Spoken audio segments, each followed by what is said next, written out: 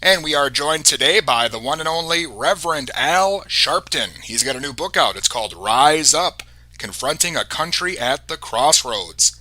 Hi, Reverend. How are you today? Good morning. It's great to be speaking with you. Thanks for joining me. Thank you for having me.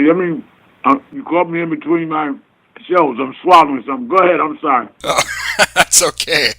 Let's talk a bit about your new book here, Rise Up, Confronting a Country at the Crossroads. Can you tell the listeners a bit about it? The idea of the book is to say that this country is certainly at a crossroads.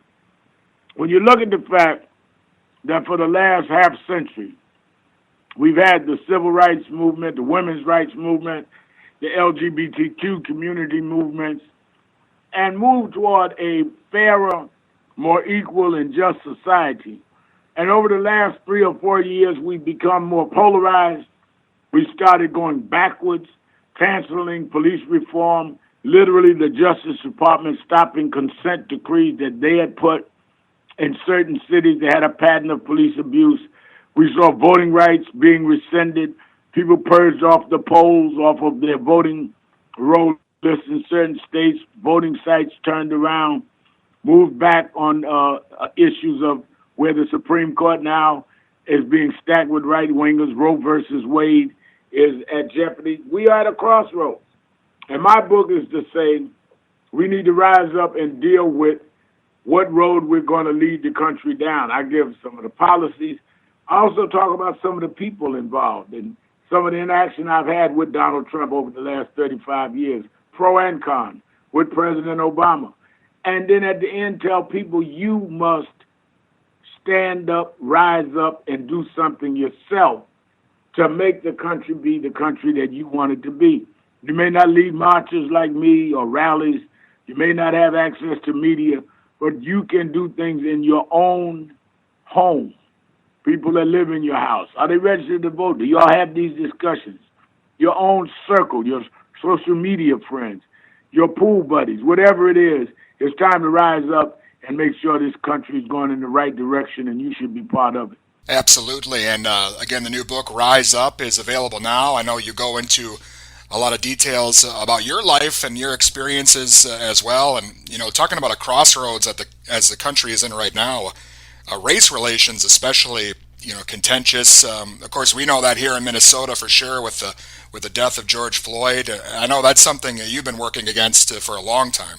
Absolutely. When I came to Minneapolis right after George Floyd and his family had asked me to come, first I came and did a vigil there at the site with the mother of Eric Garner, who was also killed by police in a chokehold in New York. And then I came back to do the eulogy. The thing that encouraged me is that I saw there in Minneapolis such diversity of people standing up and rising up together. Some rallies I saw more whites than blacks.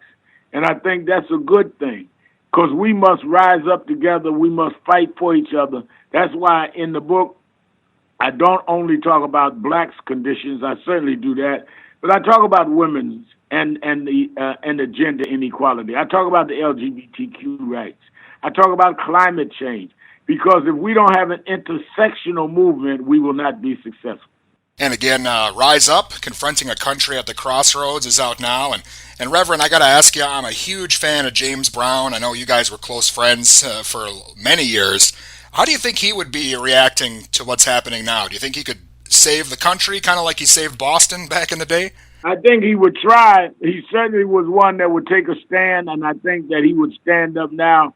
And I think he'd be challenging all of us to stand up. And many a morning I get up, I work out before dawn every morning. Many a morning I think about what would Mr. Brown expect me to do today.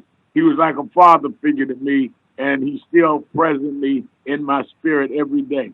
Well, I know you always have stuff going on, Reverend. Is there something next for you that we should be watching out for? Anything coming up? Well, we definitely are going to be present in the Supreme Court confirmation hearings that they're trying to get this Judge Barrett through. So we'll be mobilizing and being in Washington when they start those confirmation hearings. I don't believe in taking my foot off the gas. So after the election, what do you anticipate? Can we get back on track as a nation, or do you think it's always going to be kind of going downhill as it has been? Oh no, I think we can get back on track. I think if we have the will, we'll find the way. I never give up hope. Even in the darkest hour, I realize that midnight is always followed by sunrise. We just have to get through the night, and that's what we're going through now, a period of darkness. But I can still believe the sun is shining. It just hasn't got back to our side yet, and we've got to make that happen. Excellent. Again, Rise Up, Confronting a Country at the Crossroads is out now, and definitely a book that we need nowadays. And Reverend, again, it's been an honor speaking with you today. Thank you so much. Thank you. And again, that was Reverend Al Sharpton and his new book, Rise Up, Confronting a Country at the Crossroads, is available now.